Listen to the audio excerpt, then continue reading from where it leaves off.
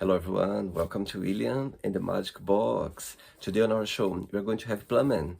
Plamen is from Bulgaria, but he lives in England, in the UK. So let's see what Plamen has to say. Enjoy the interview. Amazing. So hello Plamen, how are you? I'm all good, thank you. Thank you for inviting me on. I'm good. Oh, How are you? very well. Thanks so much for taking the time today for the interview. Thank you. It's a pleasure. So tell me, how's your weekend going so far? It's going well, thank you. I went hiking yesterday to mountains. I'm a bit sunburnt and tired, but it's been very fun. So tell me, what has been the highlight of your weekend so far? I think the highlight was the hike I went on yesterday. So it was quite fun. It was very different to be in nature and switch off and stuff. It's a bit of a hobby of mine. Where are you from, Plamen? Originally from Bulgaria, as an immigrant, but I've moved to England when I was very young with my parents. Wow. And what do you like the most about living in England? I think the most thing I even loved about living in England is the cultures. It's just, I've lived in a lot of different places, but it's nothing quite like it in terms of just the very different cultures and just how welcoming everyone in England are. It really is a special place. And where are you based in England? In England, I'm based near London, Crawley. Okay. And back in Bulgaria, where are you from? From Bulgaria, I'm originally from like a small city. It has like, I don't know, 20,000, 30,000 people maybe, so super small. Wow. Yeah. And how far is your town to Sofia, the capital? How far? Probably like 3 hour drive or so. Okay. And what do you do for living, for work, Colin?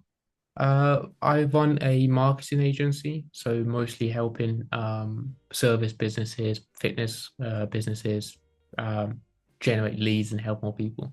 Wow. So tell me a little bit more about your business as marketing. Yeah, so the big thing I can say with that is it almost came from just me being a personal trainer myself and trying to figure out all of this stuff. And then over time, I kind of realized actually my strengths come into this thing of like being the creative side of things, doing the content, doing that side of things, and generating the leads that way round. And then over time, like naturally and authentically, people just started coming to me. So my friends and people I knew. So I was at this kind of crossroad maybe 5 or 6 years ago where they were both picking up, and I was like, which one do I want to do? And I had to let one go. So it all kind of very much came very organically and very naturally. And now it's more of a problem solving thing of like, cool, how can we just create really good content? How can we get more people to know about it? So that's the main thing I do now. Amazing. Plum, and in the beginning of the interview, I always ask my guests on the show to bring something that means a lot to them. So that could be a picture, could be a gift, could be an object. Is anything you could share with us? Uh, yeah, so the one big thing I could think of is it might sound very silly, it might sound very small, but it's actually like this bracelet. It's very small. It was a gift from my girlfriend maybe a year or two ago. Wow. And on the back of it is I think it's for one of our anniversaries actually, and on the back of it there was just a custom engraving on it, and it was just my name. So she said to never forget who I Oh, am and what I've done and where I've come from and stuff like that. So it's always good. So she said if you ever feel down, you can always just look at it. You can remind yourself of your name, and you know how far you've come. So I thought it was a really powerful touch. oh, that's amazing. And she's from Bulgaria as well? No, she's from Ukraine. Ukraine. Yeah. Amazing. Oh, and how did your path crossed for the very first time? The paths crossed in the sense that we kept walking past each other. So I work remotely, and then I kept walking, like I kept going to work in this coffee shop, and she was going to work in the opposite direction. So probably 3 or 4 times our path crossed, and then in the end, I had a conversation, and it kind of just started from there. Oh, sweet, very sweet. Am I saying right? Plamen, yeah? Yeah. Plamen. Amazing. Plamen, are you ready to go on a beautiful journey through your memories in life and share your point of views? Amazing. Welcome to Ilian and the Magic Box.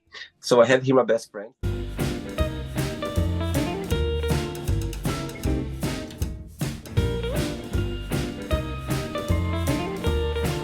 Run from questions. What I'm going to do, I'm just going to play a song just for us to relax before the first question, okay? Perfect. Let's do it. Amazing. Right, so before I start the interview, during the journey, if it comes up a question that maybe don't want to talk about or maybe don't want to answer, always can take another one, okay? Perfect. Amazing. First question is, good question. If you're not yourself, would you like to be yourself? Oh, I like this question. If you're not yourself, would you like to be yourself? I think there's two parts to it. And I think it's such an interesting question. It's something that I've kind of pondered over a bit over the years before. So I've had quite a few kind of maybe hardships or stuff like that. And I've kind of been in my own head a lot from just overthinking things too much. I would think would be the big one. And like I would say that can be a strength, but it can also be a downfall. Mm-hmm. And anyone would probably know, like if you have your own business, if you're ambitious, if you're like trying to do all of these things, it can sometimes burn you out, it can stress you out, it can overwhelm you. So I think although yeah, like it's been very good that I've been able to do a lot, but I think the way I look at my life and the stuff I'm doing is very much like it's all about purpose to others and helping and serving people around me the best I can. So I think if I wasn't myself, what would I like to be? I think I would. I think I would definitely still like to be myself. I think this I don't know where I was kind of going with that one. I think I would. I think the big stuff is like sometimes the stuff is like switching off my head sometimes and not thinking as much. But I think that's part of your part of everyone's kind of strengths and weaknesses as well, right? And what's the biggest joy of being Plamen? What do you like the most about being you? I think the stuff the biggest joy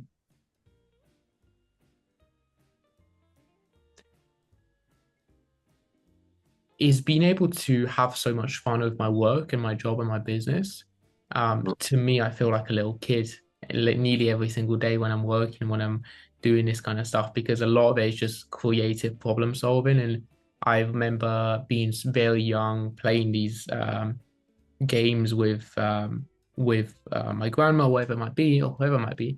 And I had a lot of fun doing that. And I can relate back to my work now. It's almost that it's like this is a puzzle, this problem or this hardship or this thing. It's a puzzle to fix. Let's just sit down and fix it. And I think I have so much fun and so much joy with that. So I'd say that probably be one that I feel very fortunate about, especially because I feel like a lot of people don't like their job. They don't like showing up and feel quite trapped in it, whereas I'm very lucky and very grateful and very appreciative that I can have so much fun with that. Amazing. Very good. Next question. Let's do it. Okay, Plamen, next question for you is, if you could live any time period, which one that to choose and why? Oh, there's so many. There's so many I've pondered over. I think the one that probably isn't too far stretch of the imagination I can kind of like picture fairly well, probably like the 1980s. Not too far off, like 1980s, maybe 1980s in England or in the US. Like I've seen so many movies during that time and it looks a lot of fun. It looks very nostalgic. It Yeah. looks like a lot of good stuff were happening during this time. There's obviously like the really far stretch stuff of like um the Roman times and the Viking times or whatever it might be. But again, I wouldn't necessarily know too much about that or have enough history to really accurately be like, I'd love to go there. It might be horrible. Great answer. And actually, I grew up in the 80s, yeah, back in Brazil. And my God, sometimes I wish I was my age right now Yeah. in the 80s. You know what I mean? Just to have like a long weekend, just to feel the vibe as an adult in the 80s, I think would be amazing. I think the 80s was explosion of colors, music, people express themselves through arts, all of that. I think it was like explosion, you know what I mean? The 80s. I think I would love that as well. Wow. Yeah. It And for sounds you, beautiful. of course, you are very young, but for you, aging for you, it's something that bothers you, or you just feel as a matter of life? Uh, I tell you what, I think that the only thing that bothers me about age and getting older, Hmm. if anything, would be like leaving things on the table in terms of what I could do, All right. actually more than anything. Yeah. I'm not scared of like getting older and stuff like that. I just want to have my work and my thing be remembered for um in the people, and it actually have served people positively. So I think that's maybe the only thing that's kind of maybe bothers me a little bit, or something that puts a little bit of healthy pressure. But apart from that, I wouldn't say so. I wouldn't say I'm too bothered by age. I mean, I'm 27 now, so uh, so it's been like 10 years or so since I've started kind of getting into into the adult Amazing. world. Great. Next question. Ready? Yeah. Let's do it. Next one.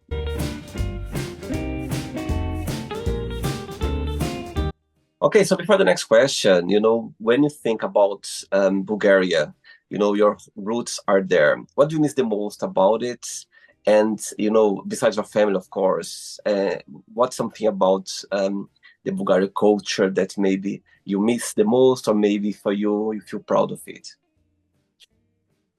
I feel the stuff I miss, if I had to say anything, would probably be family.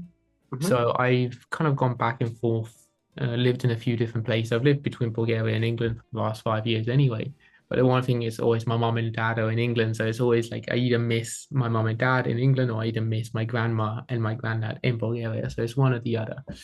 Um, that would be the only one that I would say. I feel like the culture, I personally love the culture in this side of the world, so in Eastern Europe, and not just Bulgaria, but I find that people are very um, like generally speaking, are very kind of humble and very hardworking and very like similar in a sense. So I think that aligns a lot to me, and I find that really like in a really good, beautiful place to kind of go out and show up and work really hard.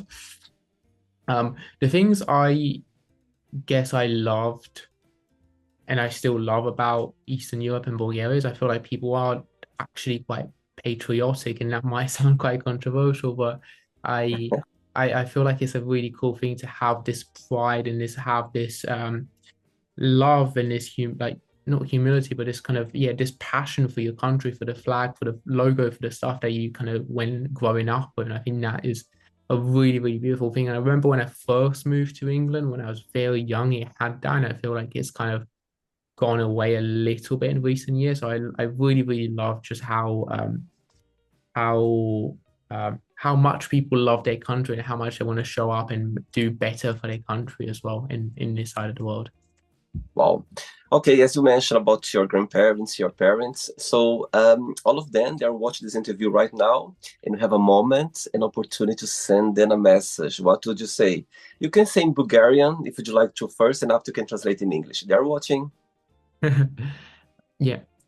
I'll say in English just because I probably think in English. Okay. I would say that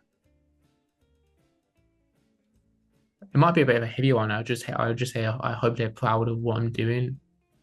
Would be the big one. Oh, sweet. Okay.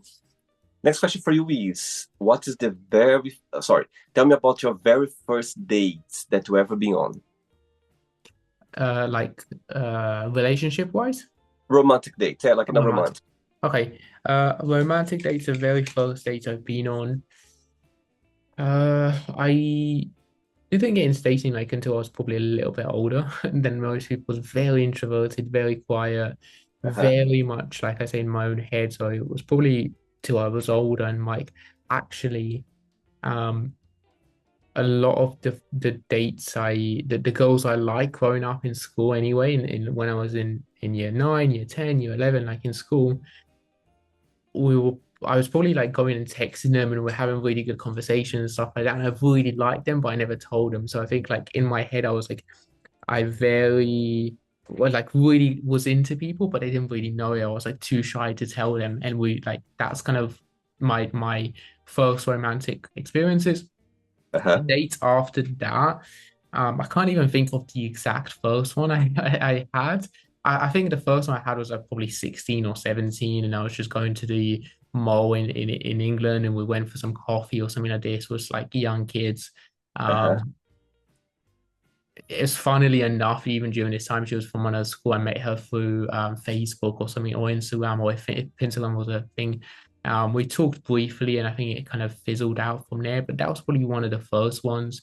Another one was a co-worker when I worked at McDonald's, 17 at the time. That was another one. We watched a movie. So this was another one that came up, and yeah, those are the couple first dates I can kind of recall, but it's interesting. I can't really put like remember them so vividly in terms of what happened. I just remember like really liking certain people, but just being too shy to say that to them. So I think that can be quite a useful lesson as well, I guess. And who was your first crush? My first crush again, probably probably someone in my school, probably like Yeah. a school, like someone in my class or someone like that. Again, I can't think of the exact person. And then maybe like celebrity crush, as such. I can't remember who was like super Wow. famous at the time, but I'd say probably the anyone that was like in the movies or whatever, maybe, and then for sure people in my school as well. And did you like school growing up? To be honest, I hated it. Yeah, I didn't get along with it, and I think that the reason I didn't get along with it was I went to England when I was young and I didn't speak the language, so I went into my very first experience of being in England was doing year four, so doing year four, having like no pretty much no English, so I Wow. had to like figure out and learn on the job, which was okay. But then like as people start to pick up on this, you start to feel quite isolated. You get in your own head. I had a younger brother, so I had to try and make sure he was okay. And then by the time I kind of started to pick it up, I think I had like these like limiting beliefs or like I was quite introverted. I didn't feel like I was good enough. So I just kind of stayed in my own world, in my own lane. I just didn't really speak to people. I didn't really get out and about too much. And I think even like the periods I hate like dislike the most, funnily enough, were the periods which was a break time and lunchtime because people were then speaking and I had to like try and be social and conversational and all of this stuff. So I was like going away and trying to go into hide in the library or in the toilet or anything like that, just so I could kind of um, not be found out as a fraud for I was at the time. So that was kind of my experience with school, but it also got me like when I was in the school library for so long, I kind of I got good at social media, I got good at like Instagram and like learning stuff rather. And then that was actually really insightful looking back. Wow. Amazing. 3 questions left. Let's do it.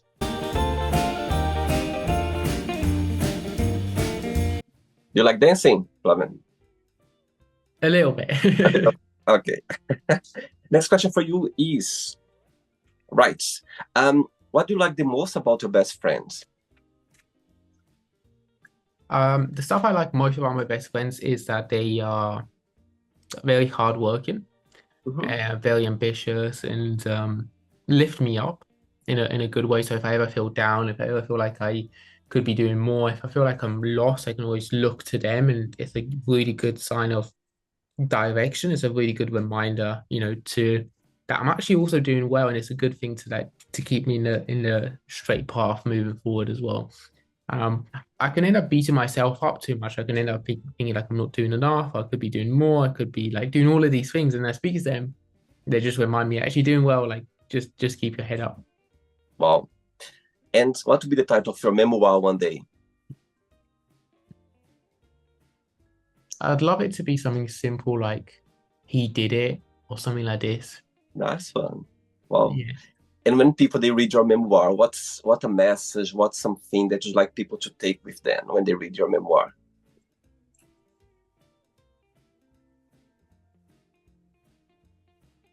I think the one thing is like faith Hmm? and faith that they will be fine and their life will be okay and it will work out in the end. Wow. Um, I think like the whole shining light behind a lot of stuff for me has been like just telling really good stories and in different formats and like making good stories about, adverts, for example, or content or whatever it might be. But behind that, I think, if you are going through hard times or heavy times, whatever it might be, like, you know, you probably be okay. I've had like quite a few different pieces of hardship growing up and Hmm. during different years. And I think the big thing I just wanted to all of it to be a reminder is, you'll be fine, you'll be okay. Um, just have, just my story to serve as faith and inspiration for people, that they will be doing well and they'll be fine. I think that'll be a really good one for me. Amazing. Two questions left. Let's do it. Okay, before the next question, tell me what do you like the most about running a business such a young age, and what do you find most challenging about it? The things I like most,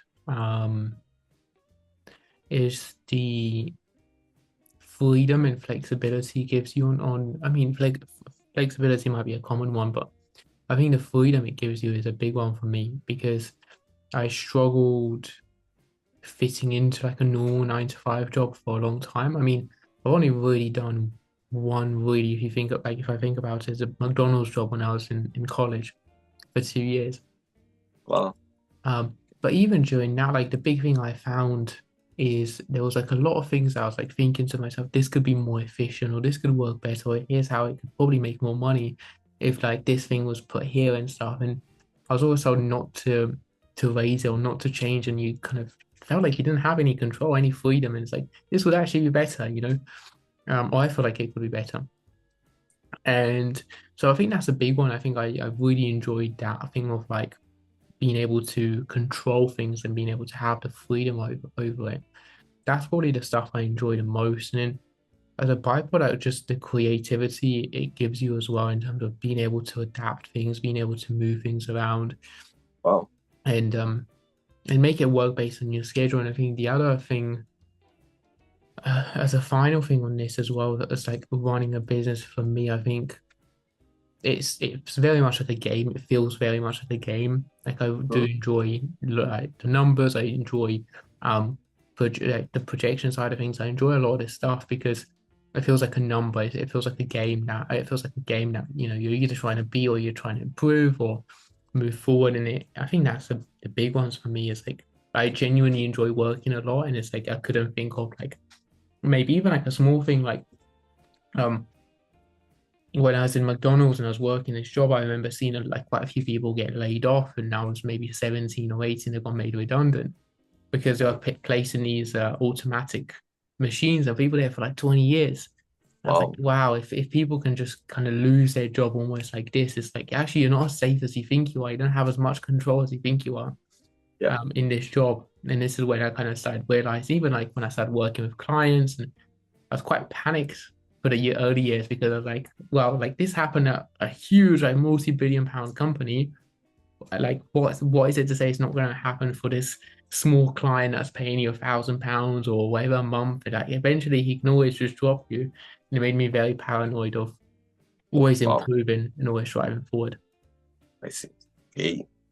Next question for you is, if you had only 24 hours of life, what would you do? The last 24 hours? Yeah, you had just 24 hours of life. What would you Yeah. do? Okay. What would I do? I would I'd probably speak to my mom and dad. Oh, I'd call my mom and dad. I'd sweet. spend it with my girlfriend as well. I'd probably just film something. I'd probably film a video, like a video, and I love being creative and stuff like that. And I love not necessarily creative, but I love filming. I love like posting stuff. So I'd probably film a video. Go for a walk. Sure, Oh, maybe that would be the big ones that I could wow. think of. Amazing. Last question, ready? Yeah. How do you say last question in Bulgarian? Последен въпрос. Buslevian? Въпрос. Buslevian plus plus. Въпрос. Yeah. Well, pause. Да. Close. Let's Yeah. do it. Last one. But before you ask me sorry, before the last question, tell me what England has taught you so far. It's taught me a lot, but for simple things, it's taught me the language, which I'm so grateful for because it's the language I think in, it's the language I can articulate myself the best. So like that's a simple one it's taught me. Another thing it's taught me is just how well cultures and people from different ethnicities, religions, backgrounds can just come together and build something really cool and really beautiful. And that's what probably maybe saddens me about some of the conversations and some of the things I'm hearing or seeing, or whether it's true or not, it's regardless. But this is maybe the one thing that saddens me because I think in the early 2000s, or even like 2010 or so, it was a very beautiful country. People were coming together, like you could really celebrate other people's religions, you could learn. And like one thing is taught me, and I'll never like really forget some of these stuff, but like I remember being um in this house we shared, living in when I was 7, 8 years old, in this house we shared with some other people, and the woman there was cooking her, I can't remember off the top of my, I think she was from Bangladesh, so she was cooking her dish, some kind of rice dish, and she let me and my brother try this dish, and we were trying it with our hands because that's how you're supposed to in her culture. And Oh, there's this big plane, like all of this stuff, and you kind of realize this point, like, all this time in Bulgaria, you kind of really only exposed to one culture, one type of person, one type of like religion, all of this stuff. And you go there and you're like, actually, all of these people are not as scary or as different as you think. We all have the exact same things and goals in life. We all want to be safe, we want to make enough money, we want to feel loved, we want to feel accepted and appreciated. People really are much different in that. And I think that's one of the biggest things I absolutely loved learning and picking up from England is probably the biggest lesson. wow.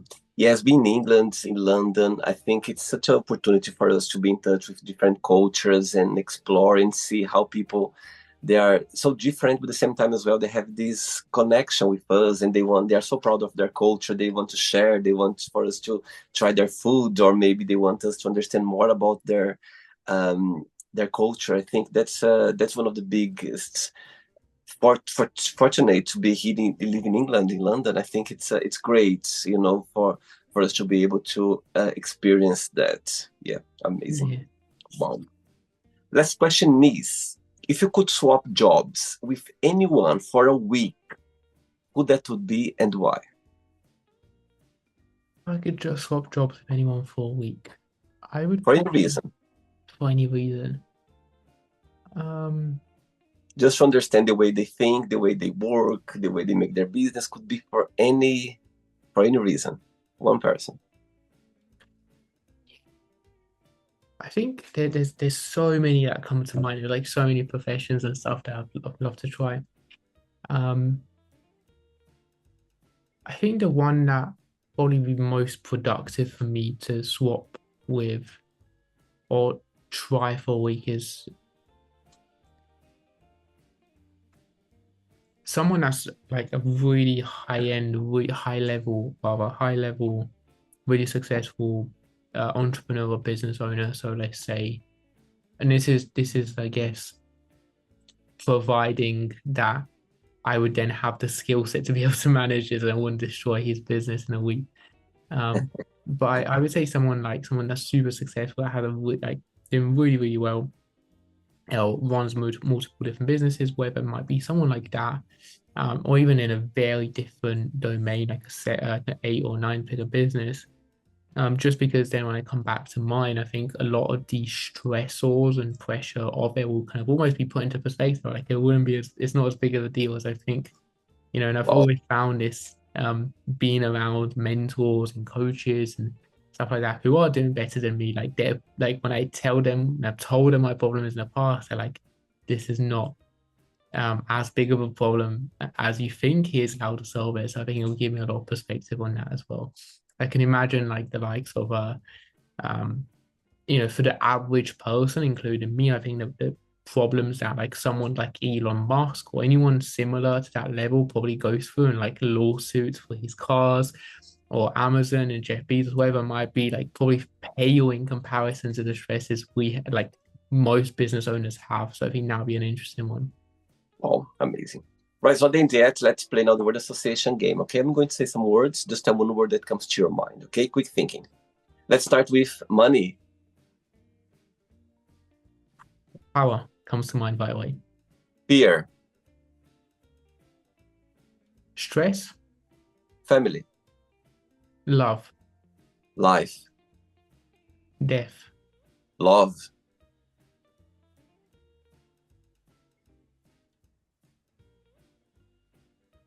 uh, pure, I like that. Religion. faith, Sex.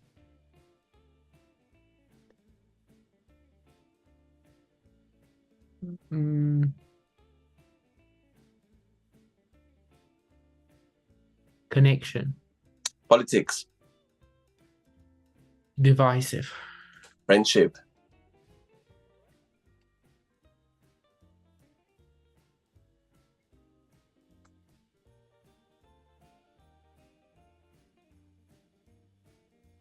truthful, Desire.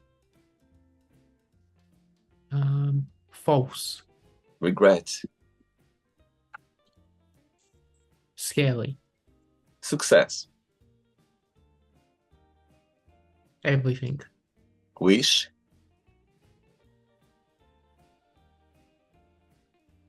false, Happiness. overrated, One word for England. optimistic, One word for Bulgaria. beautiful, Wow. And the last one now, if you could define your business in one word, what that would be? impact. Wow. Amazing. That was very quick. Let's pretend now I'm going to meet your girlfriend for a coffee and I'm going to ask her, define Plamen in one positive and one negative word only. What she would say about you? We kind of spoke about this last night on some questions, like some of this stuff. So I'll try to remember. And not get in trouble. So, One word one, only. one word only. So for the positive, she said she would say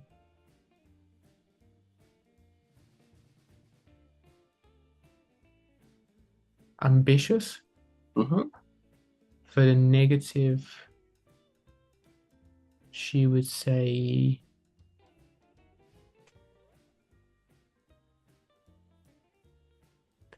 just trying to think of the right word to categorize this into.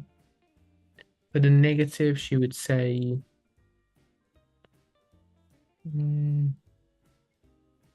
stubborn. I see. Okay. Let's play now, Plamen and the magic box. You can ask me a question. Okay, Plamen, you can ask me a question now. Yeah. So I wanted to ask you,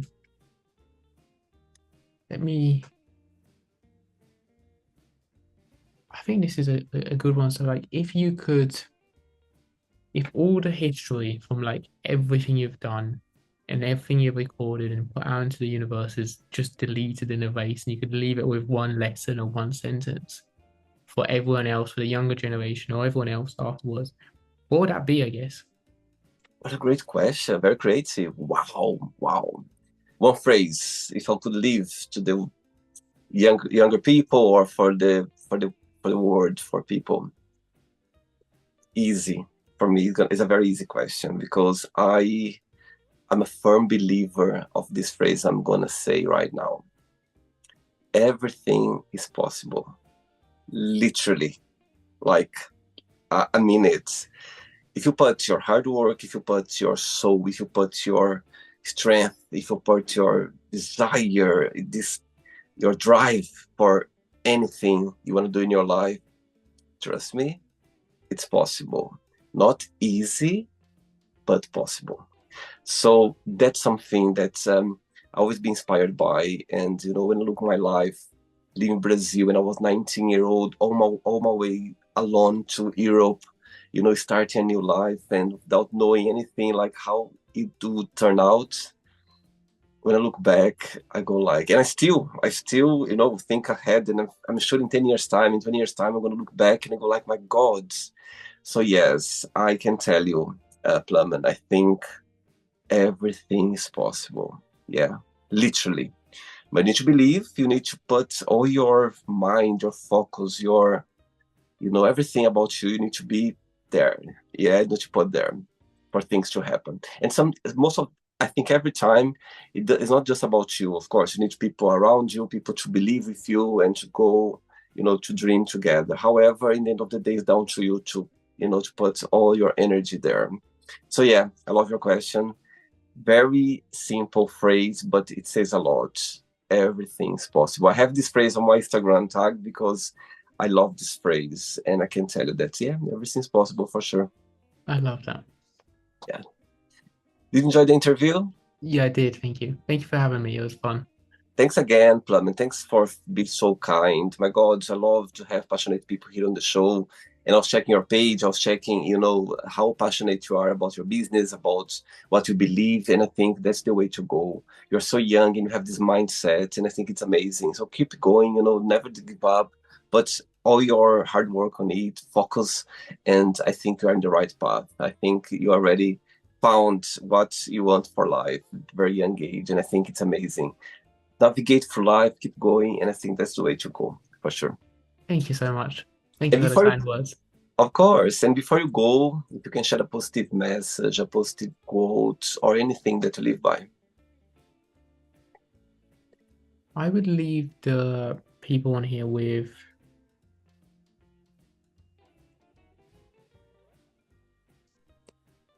I think there's almost like two parts to it. And that's like speaking to this with my girlfriend recently, and I think during certain times there's a tattoo behind this on me, and there are two parts. And I think sometimes you need the reminders. This is just my opinion, but I think sometimes you need reminding to stay humble, funnily Mm. enough, to not think you're doing so well and to not think you're on top of the world. I remember when I was 18, when I was 19, and I made some money with my fitness business, and maybe I got my head maybe got a little bit too big. Like in hindsight, I didn't do anything stupid, but maybe I got a little bit lazy. Maybe I started making different types of content and different stuff to try and prove to people I was worthy. I was like, I've made it. Um, so I think sometimes just remember that, you're only human. I have that as a tattoo. You're only human. You you're nothing like inherently so special, and like you are good, but you have to keep showing up and you have to keep doing the work to actually keep moving forward. And Yes. during the harder times when you feel like things aren't going so well and you feel like you're not good enough, I think sometimes being reminding yourself of like everything you have will pass and it's not as serious as you think. And it's not as like finite. The only thing that's ever finite in life is death, and that's everything else after that and before that will pass. So I think like those two reminders for me are very beautiful, almost like a thermostat. Sometimes you need to be told, put your head down and work harder. That's very, especially for men, I find. But if you do feel down, turning the thermostat the other way and reminding yourself that this, whatever hardship you are going through, it will pass.